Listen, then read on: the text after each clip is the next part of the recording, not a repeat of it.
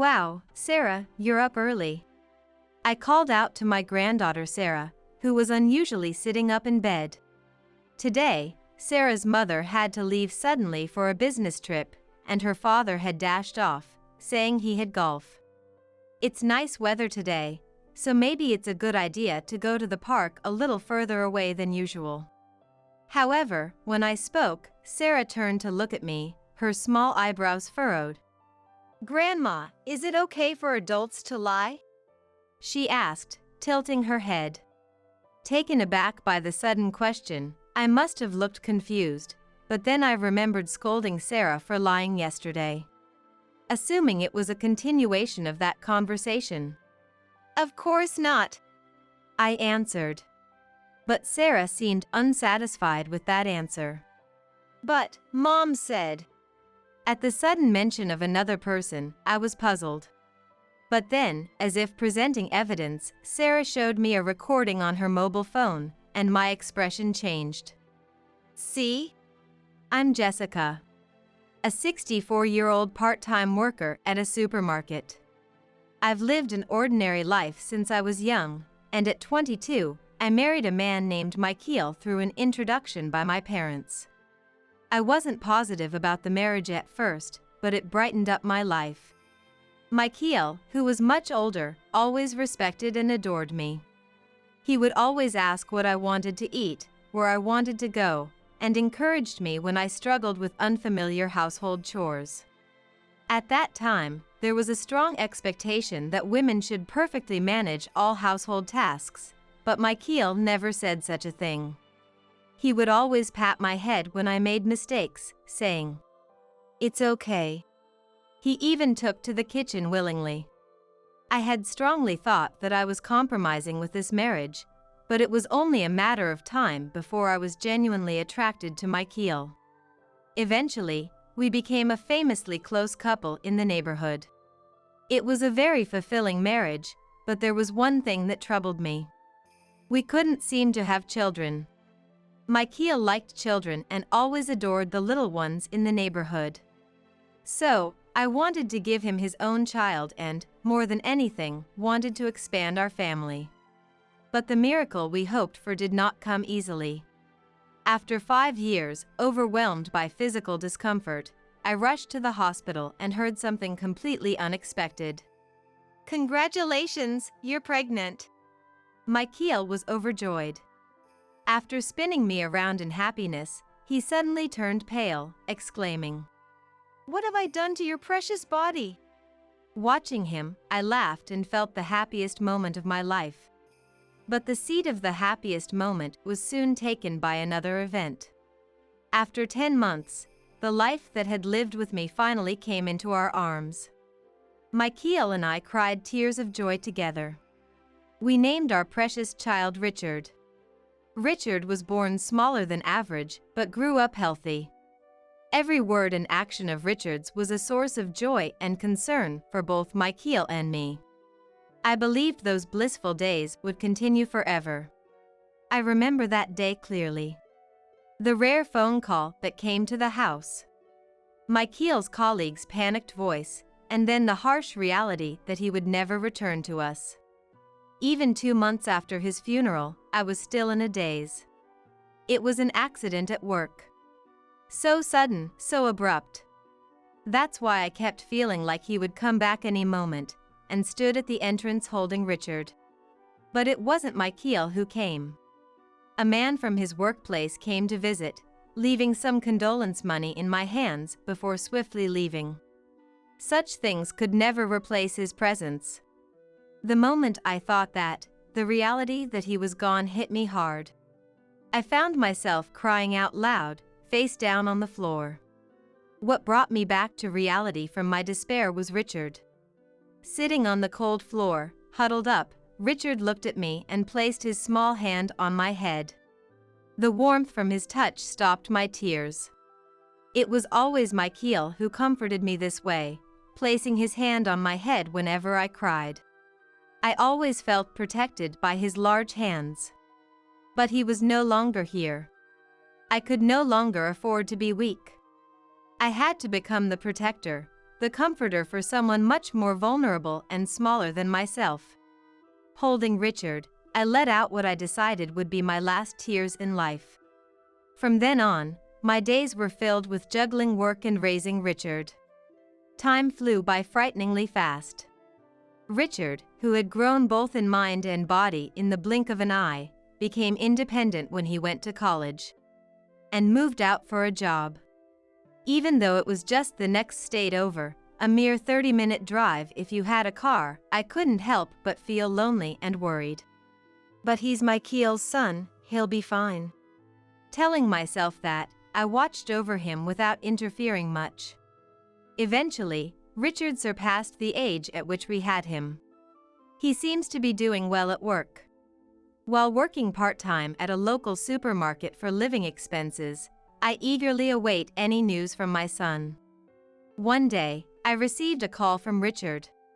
He said he wanted to come home soon because there was someone he wanted to introduce to me. We set a date for the near future, and after hanging up, I muttered, "Finally, my child has." That day, I visited Michael's grave to report the news. Then, on the next Saturday, when Richard was supposed to come home, I waited in the living room with an uneasy feeling. I rushed to the door while smoothing my hair at the sound of the doorbell. Taking a deep breath, I opened the door to find Richard with a slightly nervous expression and an unfamiliar woman.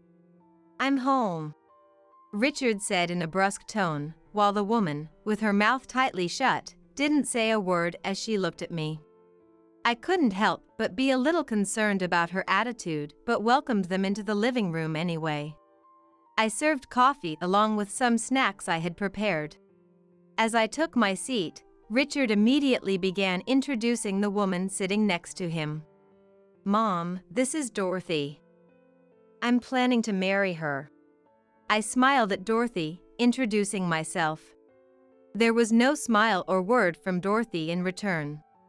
Richard and Dorothy had met through an acquaintance, and it turns out Dorothy was 6 years younger than him. I was surprised to hear she was still a college student. From a societal perspective, it might be considered a marriage with an age difference, but having been significantly younger than Michael myself, it didn't bother me.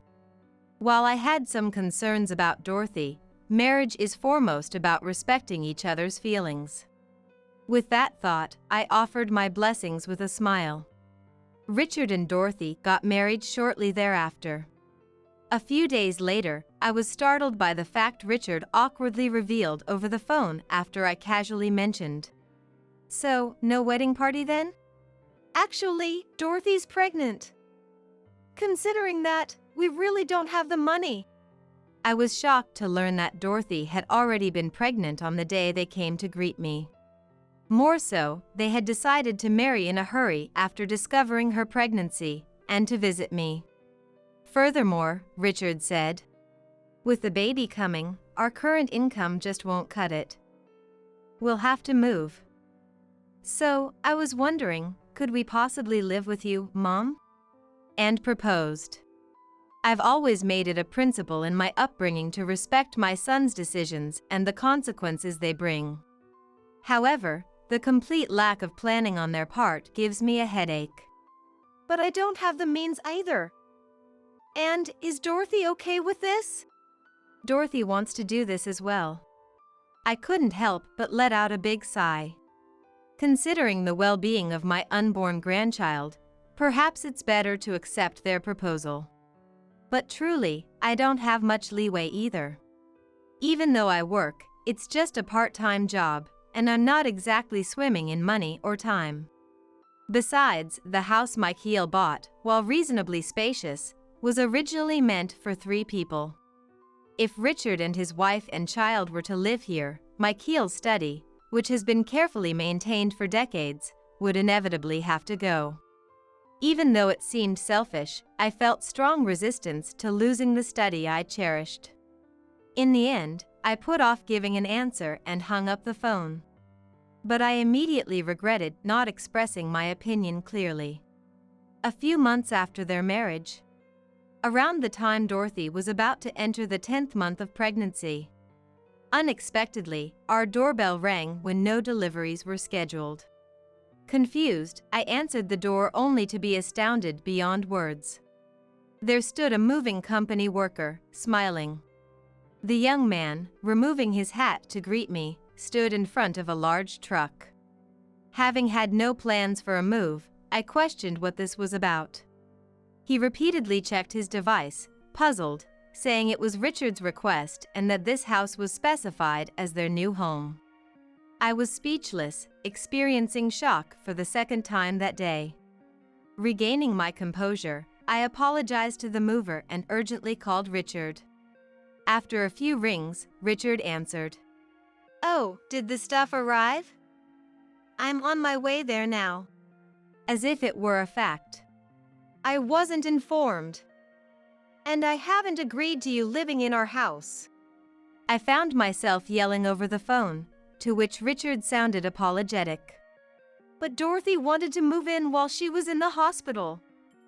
She thought you'd be happy you could live with your grandchild." I was speechless at the audacity.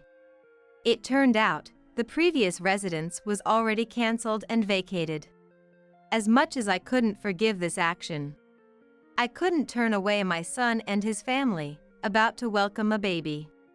Thus, I reluctantly agreed to live together. Soon after, Dorothy, having given birth, moved in, and our household of 4 began. The baby was born without any issues. Her name is Sarah.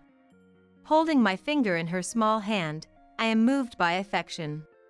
There's no blame on Sarah, and if this child grows up healthy and happy, perhaps there's meaning in giving up the cherished study. With that thought, I stood up to tidy up the kitchen. Since the start of our cohabitation, all household chores, cooking, laundry, cleaning, have fallen to me. Early on, I have to take care of the baby and work part-time. If I did housework too, I'd collapse. "Jessica, you'll handle the chores, right?" Dorothy declared, and since then, I've reluctantly accepted it. Not just Dorothy, but Richard too, took it for granted to leave all household tasks to me. With one adult becoming 3, the workload more than doubled, and items like baby bottles require extra care. While tirelessly managing everything for Sarah's well-being, I held back my sighs. 3 years later, Dorothy announced at dinner that she finally got a job. "I was able to get a job at a trading company through a friend from college. Please let me stay with you until I get used to the job." Without showing any sign of apology, Dorothy said this to me, and I replied with resignation. But that wasn't the only thing she wanted. "And since I'll be working, I'd like you to take care of Sarah during my work hours." I raised my eyebrows at that and objected. "I have a job too. If we're both working, we can use a childcare center. Why pay for childcare when it's just a part-time job? You could look after her for free. And it's such a hassle to find one." I glanced at Richard, who simply said, "Sorry," and looked away. It seemed Dorothy really intended to leave Sarah and go to work, with no intention of looking for a childcare center. Richard's attitude was as if it wasn't his concern. I couldn't just leave 3-year-old Sarah alone, so I negotiated with my employer to somehow change my shifts. Fortunately, they were understanding and adjusted my shifts so I could arrange the environment before Dorothy started her job. Sarah, who didn't mind spending long hours with me, was actually quite happy. Her curiosity made every activity sparkle her eyes, a delightful granddaughter. Initially, we spent the days making snacks and taking naps. But worrying about the lack of interaction with peers since we weren't going to a childcare center, I started taking her to the park and for walks more actively. Sarah, who was shy at first and hid behind me, eventually joined in and played happily with other children in the park. I watched this fondly. This routine continued for about 4 years, until Sarah started elementary school. There were several arguments with Richard and Dorothy, but their attitude didn't change. Even after Sarah started school, returning to my old life wasn't immediate, and I continued to work shorter shifts to be there when Sarah came home. One day, I waited for Sarah to return at the front door. She came back, swinging her hat joyfully, and screamed immediately after opening the door when she saw me standing there. I said sternly, "Sarah, you haven't given Grandma the important notice from your teacher, have you?" Sarah's eyes widened as if she remembered.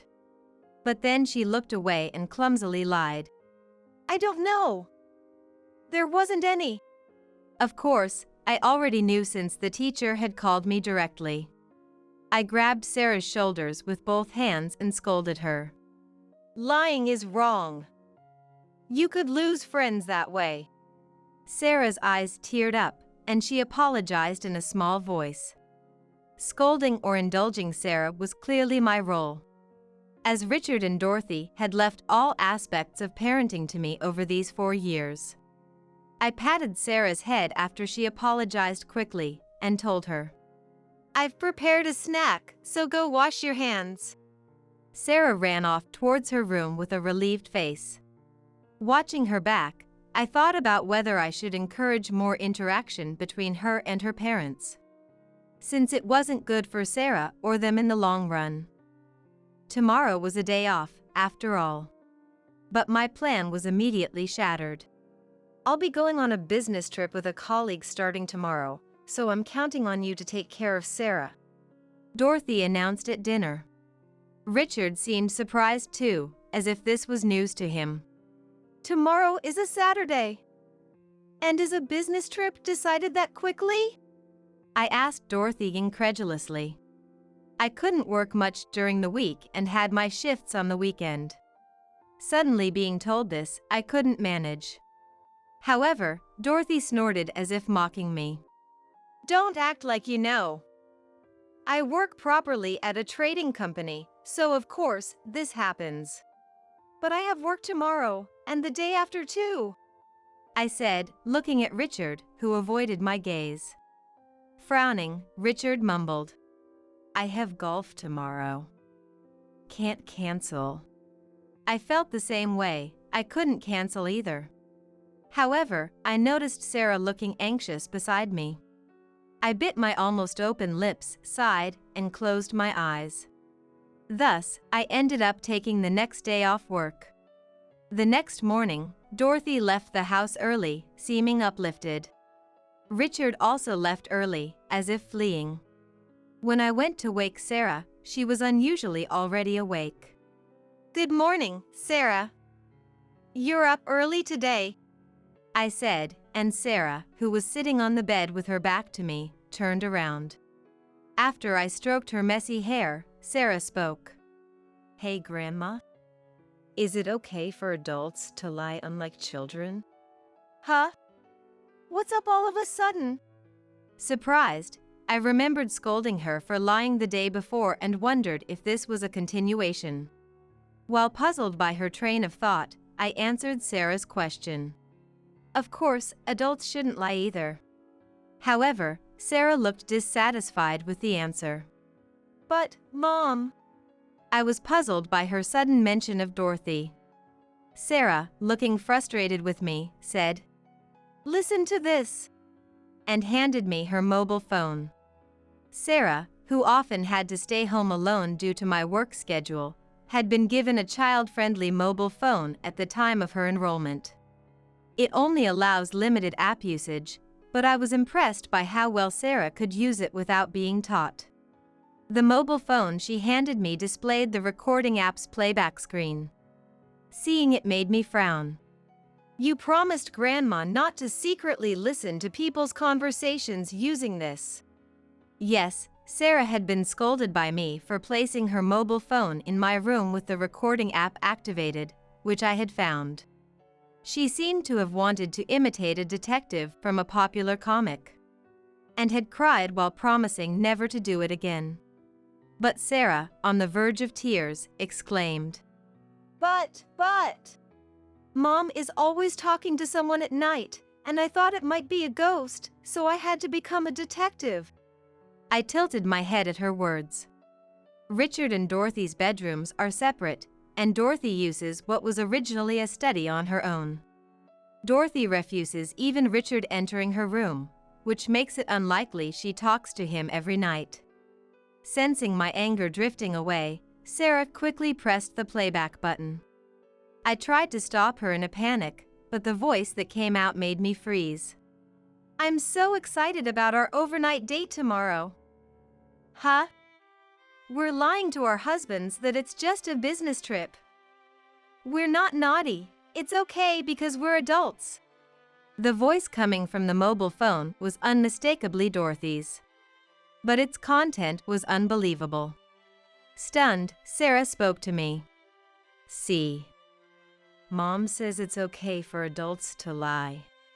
Sarah, still young, hardly understood the conversation, picking up only that part. I instinctively hugged Sarah and took a deep breath. Then, trying to keep my voice from shaking, I told her breakfast was ready and to go to the living room. When I told her we're having French toast today, Sarah threw her mobile phone and happily ran off. After she was out of sight, I took out my own mobile phone from my pocket. Time passed, and it was Sunday night. "I'm home." Dorothy came back in a good mood after Sarah had already gone to bed. Richard's face tensed as he drank coffee in the living room. I hid in the shadows of the kitchen, out of view from the living room. Dorothy, unaware, peered into the living room, saw us, and headed towards her room. However, Richard called her name, stopping her. "Dorothy, come here, please." Dorothy, looking puzzled, obediently sat at the dining table. "What is it?" "I'm tired from the business trip." Richard's face hardened at those words.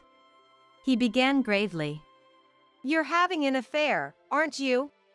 On Saturday morning, after listening to the conversation recorded on Sarah's mobile phone, I immediately contacted Richard.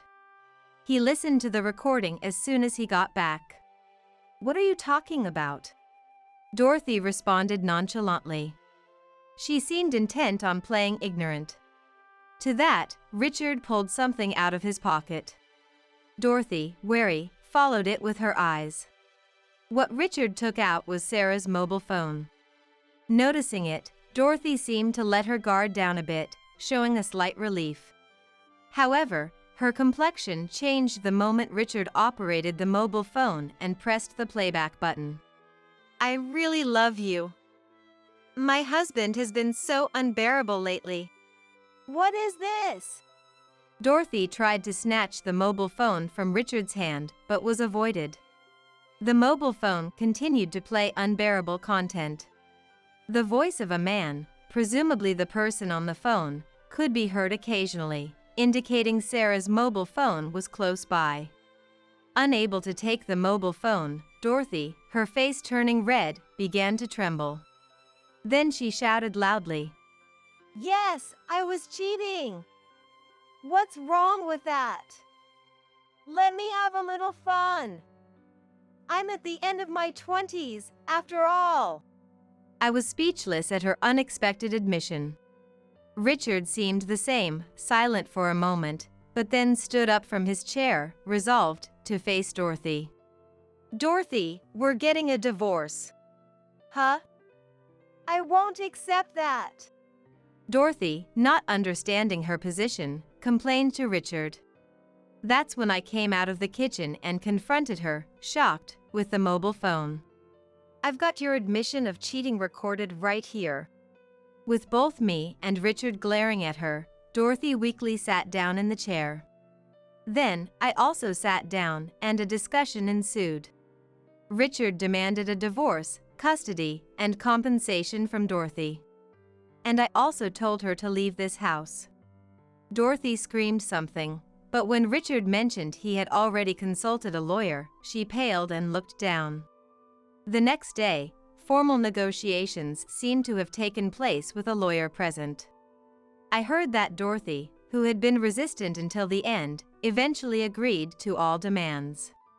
Since Richard and I refused to live with Dorothy in the same house any longer, Dorothy left the house with minimal belongings. I told Sarah, who looked confused as she watched, that she might not see her mother as often anymore.